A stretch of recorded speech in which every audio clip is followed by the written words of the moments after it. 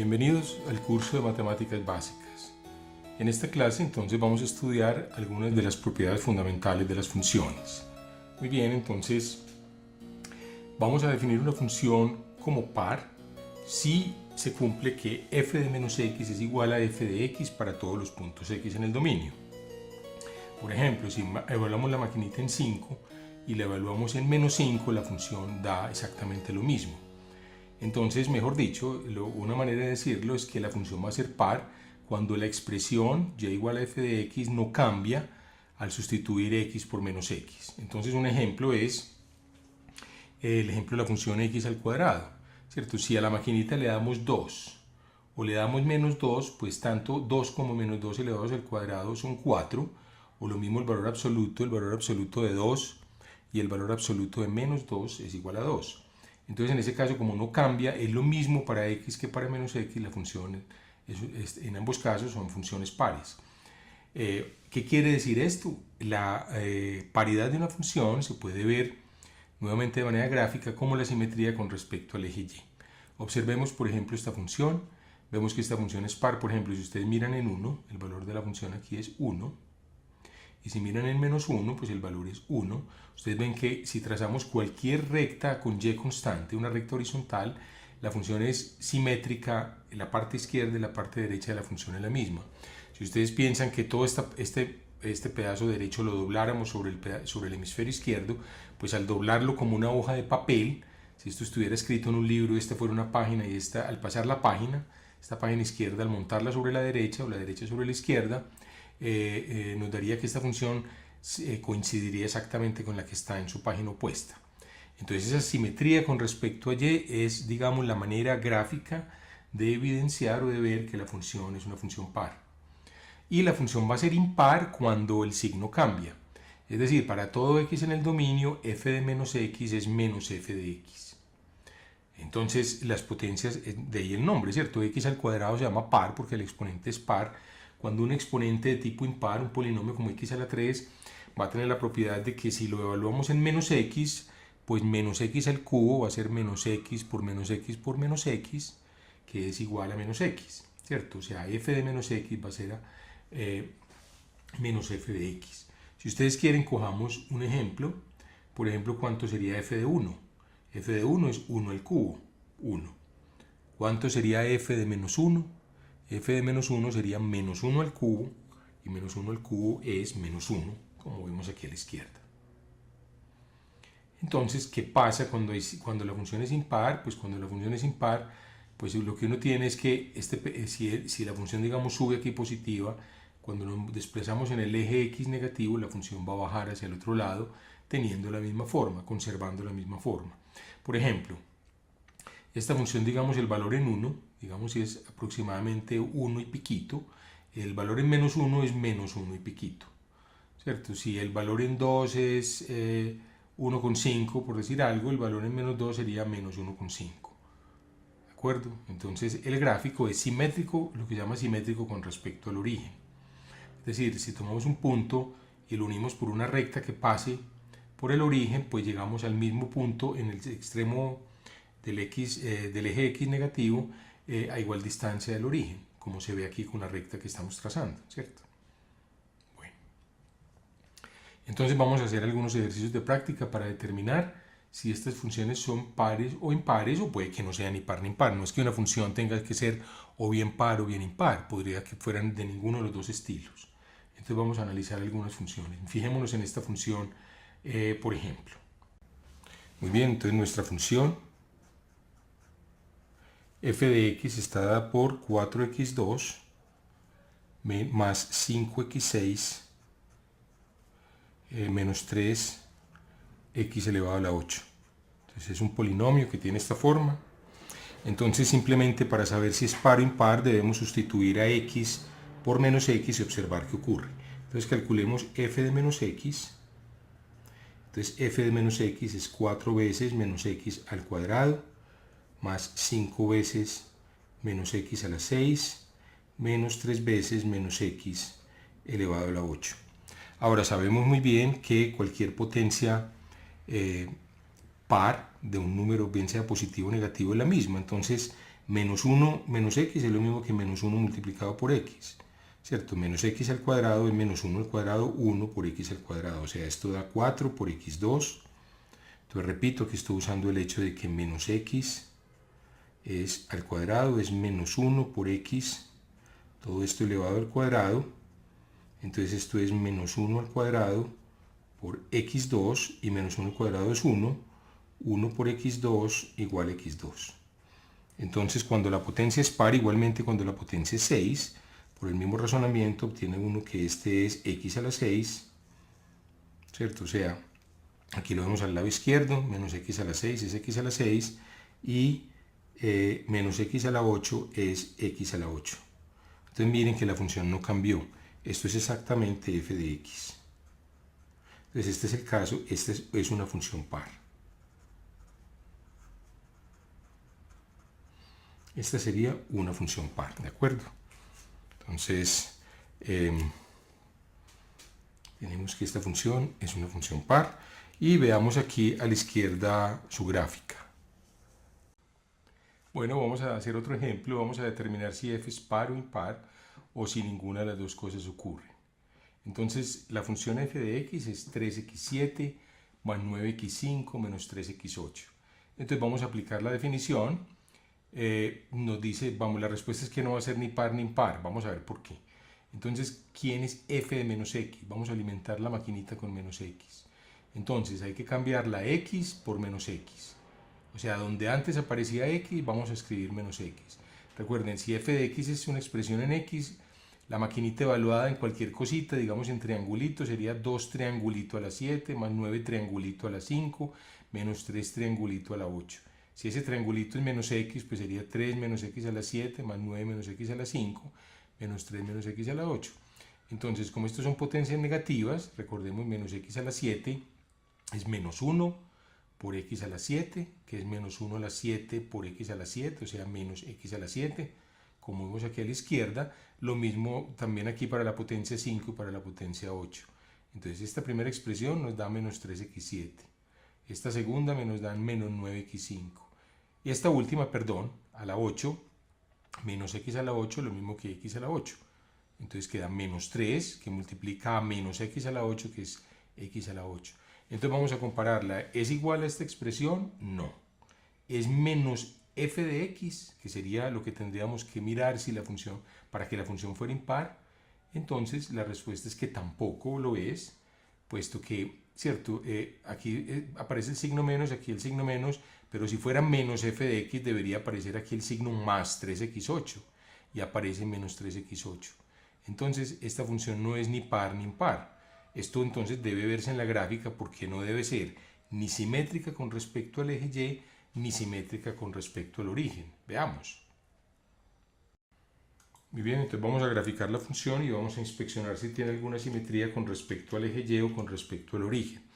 Recordemos, la función era 3x7 más 9x elevado a la 5 menos 3 por x8. Entonces le damos esta función, miren, aquí la vemos. Es esta función, la función viene por aquí como desde menos infinito, sube hasta 40 y pico y vuelve y baja.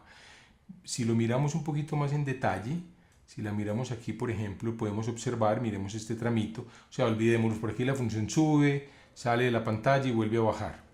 Entonces, si trazamos un segmento de recta, por ejemplo, entre este punto y la función, un segmento aquí perpendicular, entonces miren que, o mejor, tracemos mejor una recta, no, perdón, vamos a trazar una recta, borrar este y tracemos una recta perpendicular que pase por este punto y perpendicular a esta.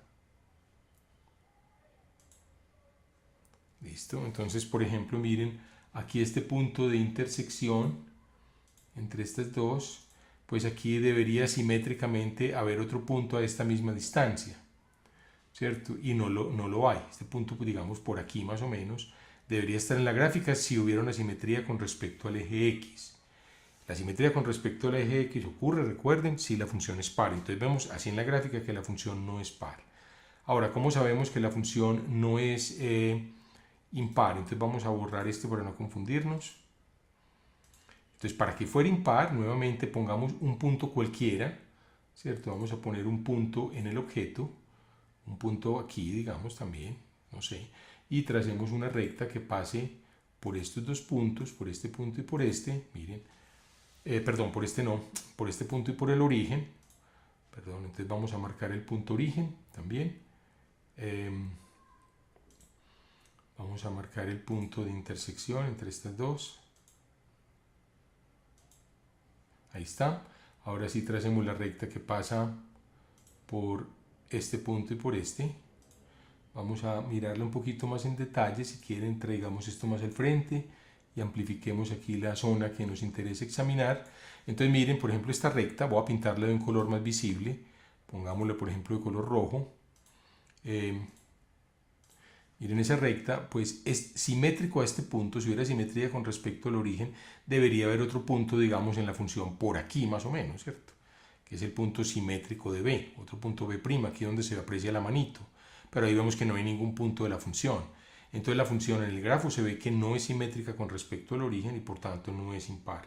Este sería el caso de una función que no es par ni tampoco es impar.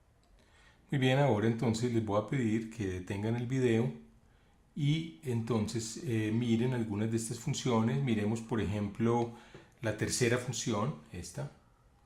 Miren esta función, miren estas tres últimas si quieren y traten de determinar si son funciones pares o impares.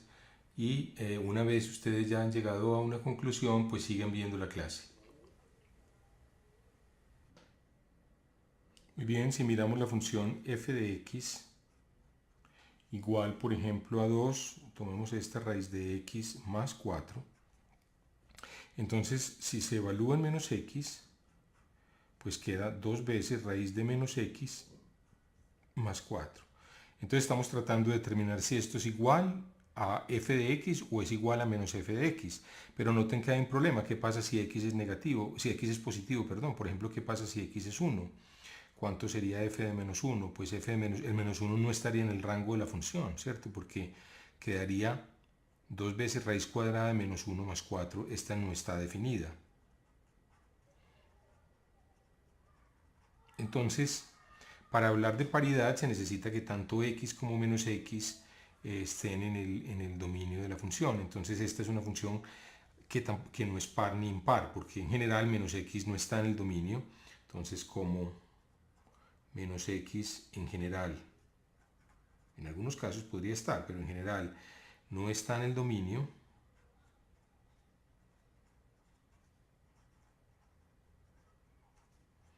la función no es ni par ni tampoco impar.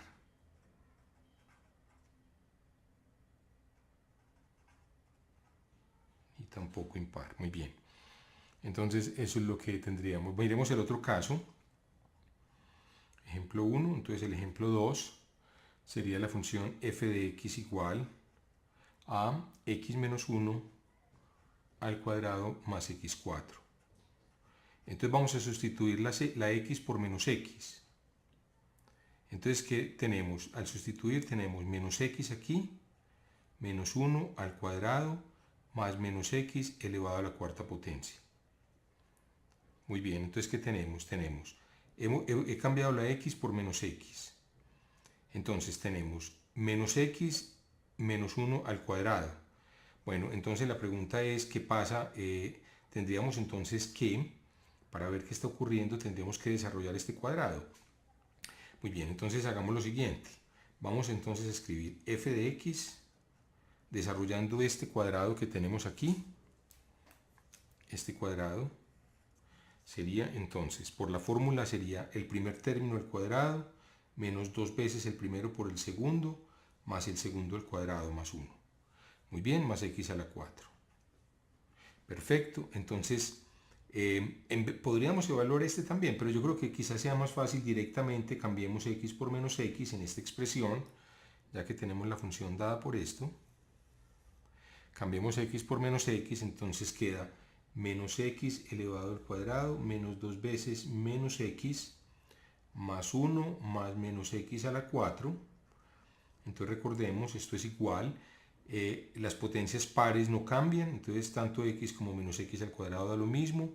Aquí queda menos por menos da más 2x más 1, ¿de acuerdo? Y aquí queda la potencia x4 menos x a la 4, es lo mismo que x a la 4, o sea, queda más x4. Entonces comparemos la expresión en rojo que teníamos, ¿cierto? Esta expresión aquí, con esta nueva expresión en verde, que es la función f de menos x. ¿Y qué notamos entonces? Notamos que esta función no es igual a esta, ni tampoco es menos esta, ¿cierto? Porque menos esta función sería menos x2. Luego esta función, miren, esta función tampoco es par ni tampoco es impar. Esa sería, digamos, la respuesta con respecto a esta segunda función.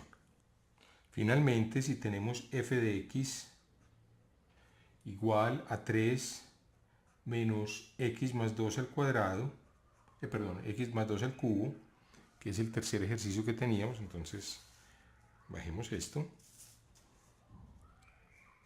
un poquito. Muy bien, entonces aquí nuevamente vamos a reemplazar x por menos x, entonces queda menos x, queda 3 menos, bueno, o antes, más bien, hagamos lo mismo, calculémosla en más x, la misma función, es decir, voy a desarrollar este cuadrado. Entonces desarrollando este cuadrado queda 3 menos, voy a abrir un corchete, x más 2 al cubo es, perdón, este cubo es el primero al cubo. Entonces recordemos la fórmula para la suma de dos cubos, a más b al cubo, que aparece aquí a la izquierda, es el primero al cubo más 3 veces el primero al cuadrado por el segundo, más 3 veces el primero por el segundo al cuadrado, siendo el segundo, el primer término el x y el segundo el 2, ¿cierto? Este está jugando el papel de A y este el papel de B. Entonces repito, es este el cubo, más 3 veces este al cuadrado por este, más 3 veces este a la 1 por este al cuadrado, más 2 elevado al cubo, que es 8. Entonces, la función es 3 menos x3 menos 3 por 2 de una vez, menos 6x2. ¿Cierto? He multiplicado este 3 por este 2. Aquí queda lo mismo, multiplicamos el 2 al cuadrado, que es 4 por 3, 3 por 4, 12, más 12x, más este 2 al cubo era 8. Muy bien, entonces, ojo, teníamos un signo, perdón, aquí tenemos, vamos a ponerlo entre corchetes, aquí tenemos un más, esta era la expresión, ¿cierto? O sea, simplemente tomé esta expresión dentro del corchete y simplifiqué un poquito, x3 es x3, este es 6x2, este es 3 por 4, 12x más 8, ahora sí, cambiémosle signo a todo, queda 3 menos x3 menos 6x2 menos 12x menos 8, entonces esto es igual a 3 menos 8, pues sabemos esto es 3 menos 8 da menos 5, entonces da menos 5 menos x3 menos 6x2 menos 12x. Si ustedes quieren, pongamos un menos adelante que cobije toda la expresión. Entonces voy a organizarla en potencias decrecientes, x3 más 6x2 más 12x más 5. O sea, comprobemos siempre que agrupemos, después de agrupar este paréntesis, si cambiáramos el signo queda menos x3, este término. Después queda menos este término, menos 6x2. ¿De acuerdo? Entonces queda menos x3, menos 6x2. Después este con este menos 12x, aquí está. Y después queda menos 5. Entonces vemos que es lo mismo. Entonces ya tenemos una expresión para f de x. Voy a sintetizarla aquí. F de x, vamos a escribir en limpio, es menos x3 más 6x2 más 12 por x más 5. Muy bien, entonces ¿cuánto es f de menos x? Ahora sí, reemplacemos la x por menos x, queda menos x al cubo, 6 menos x al cuadrado, más 12 veces menos x más 5. Esto es igual entonces a menos, ahora queda menos x al cubo menos x3. Menos x al cuadrado no cambia, es x al cuadrado, o sea, 6x2. Menos 12x, ¿cierto? Quedaría 12 por menos x, es menos 12x más 5. Entonces miren lo que nos quedó. F de menos x sería menos esta expresión. Entonces, menos esta expresión, pues si ustedes quieren, ahora aquí, pues ustedes quieren, ¿cuánto es f de x? Quitando el paréntesis sería menos x3, menos 6x2, menos 12x, menos 5. Y este en cambio sería menos menos da x3 menos 6x2 más 12x menos 5. Entonces miren que esto no es igual a este, o sea, f de x es este, f de menos x es este. Entonces ninguna de las dos ni son iguales, ni esta tampoco se obtiene de esta cambiando el signo, porque al cambiar el signo a esta quedaría más x3 más 6x2, no menos 6x2. ¿De acuerdo? Entonces esta función f no es par ni tampoco es impar.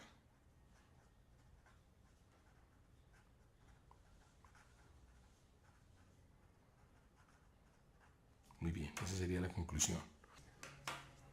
Muy bien, entonces tenemos ahora, vamos a estudiar dos propiedades más, que es la propiedad de inyectividad y sobreyectividad de una función. Entonces supongamos que f es una función que va de un conjunto A a un conjunto B. Entonces decimos que la función es inyectiva o es una función 1 a 1 si se cumple que f de A igual a f de B implica que A es igual a B. Es decir, dicho de una manera más sencilla, si uno tiene dos elementos en el dominio de la función que sean distintos, entonces cuando uno computa con la maquinita elementos distintos, la maquinita le produce valores distintos de la función. Y se dice que la función es sobreyectiva o sobre cuando el rango, la imagen de todo es igual al conjunto B, o sea, el codominio de la función. Entonces vamos a aclarar estos conceptos. Bueno, perdón, y falta un último concepto. Nos dice que la función es biyectiva cuando cumple que es inyectiva y sobreyectiva. Entonces, de nuevo, una función inyectiva es una función en donde si A es un elemento distinto de B, entonces f de A tiene que ser distinto de f de B. Es decir, dos elementos distintos en el dominio reciben bajo la maquinita imágenes distintas. Y es sobreyectiva si el rango es todo el conjunto B. Y biyectiva cuando sea inyectiva y sobreyectiva. Entonces veamos esos dos casos. Vamos a considerar, por ejemplo, la función constante 4. Esta función pues obviamente no es inyectiva, ¿cierto? Es una función no inyectiva. Miremos el gráfico, cómo se reconoce precisamente en el gráfico. Entonces en el gráfico en general, aquí lo vemos a la izquierda, una función no va a ser inyectiva. Veamos el caso donde no es inyectiva. No va a ser inyectiva cuando dos puntos distintos del dominio tienen la misma altura, ¿cierto? Es decir, la maquinita produce lo mismo. Recuerden que la altura sobre el punto en la gráfica es el valor de la función. Entonces, la función no va a ser inyectiva si dos puntos para dos puntos de x, para dos puntos de x distintos, para dos puntos en el dominio de x distintos, la altura es la misma. Entonces, eso sería una función no inyectiva, cuando mejor dicho se repiten dos valores. Entonces el caso, por ejemplo, de f1 de x igual a 4, que es una función constante, pues de hecho todos los valores de x en el dominio reciben el mismo valor, que es 4. Y esto, digamos, es lo que no se puede, es lo que uno no quisiera pues que ocurriera. Entonces tampoco es sobre, porque si el codominio de la función son los números reales, entonces ciertamente uno no está tomando todos los posibles valores reales, solamente está tomando el valor 4. Ahora cojamos la recta 2x más 3. ¿Es esta una función inyectiva? Pues bueno, esta función es 1 a 1 y es sobre. Vamos a ver por qué razón entonces. Muy bien, entonces vamos a ver, para que sea inyectiva, entonces debemos ver que si uno toma dos valores distintos, entonces tomemos dos valores, llamémoslos x1 y x2 en el dominio.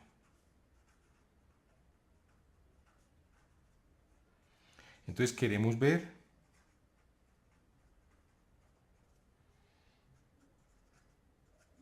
que f de x1 es distinto de f de x2.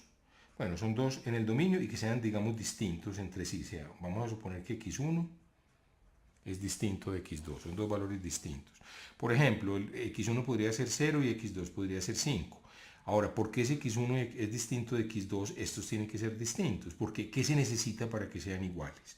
Vamos a analizar cuándo f de x1 es igual a f de x2. Pues bueno, quiere decir que al meter en la maquinita x1 que produce 2x1 más 3, pues nos daría lo mismo que al meter x2 que es 2x2 más 3. Muy bien, entonces si eso ocurre, entonces uno cancelaría el 3, ¿cierto? Podemos restar 3 a ambos lados Entonces esta ecuación nos queda que 2x1 es igual a 2x2 y después dividimos por 2 a ambos lados. Entonces nos quedaría que, al dividir por 2, nos quedaría que x1 tendría que ser igual a x2. Es decir, la única manera para que f de x1 sea igual a f de x2 es que x1 sea igual a x2. Y aquí lo vemos en la gráfica, ¿cierto? Aquí vemos la gráfica de 2x más 3, vemos que no hay dos valores de x que tengan el mismo valor, que tengan la misma altura, ¿cierto? No hay dos valores de x que tengan exactamente la misma altura, eso nunca ocurre. Muy bien, o sea, para saber si hay dos valores de x que tienen la misma altura, pues uno podría trazar una línea vertical, ¿cierto? Los que son los puntos que están a la misma altura, y ver que la gráfica no corta esa línea en dos puntos. Ojo, nosotros habíamos trazado una línea vertical. Perdón, es que dije algo que no está bien. Basta trazar una línea horizontal y ver que no hay dos puntos de la función a la misma altura. Repito entonces, para ver en la gráfica que una función es una función inyectiva, basta trazar una línea horizontal y ver que esa línea horizontal no corte a dos puntos de la función que estén a dos puntos, no corte el gráfico de la función en dos puntos distintos. Porque si cortara el gráfico de la función en dos puntos distintos, por ejemplo, como se ve aquí a la izquierda, pues habría dos puntos que tienen exactamente la misma altura para dos valores distintos del dominio de la función. Y eso es lo que no puede ocurrir. Recuerden que nosotros habíamos visto que una línea vertical, si cortar el gráfico de algo que en dos puntos, ese algo no puede ser el gráfico de una función. Tendría que ser como el gráfico de una relación o algo así, pero no de una función. Pero esto es una cosa distinta. Una línea horizontal perfectamente puede cortar el gráfico de la función en dos puntos. Lo puede cortar en dos puntos, pero entonces en ese caso la función no sería inyectiva.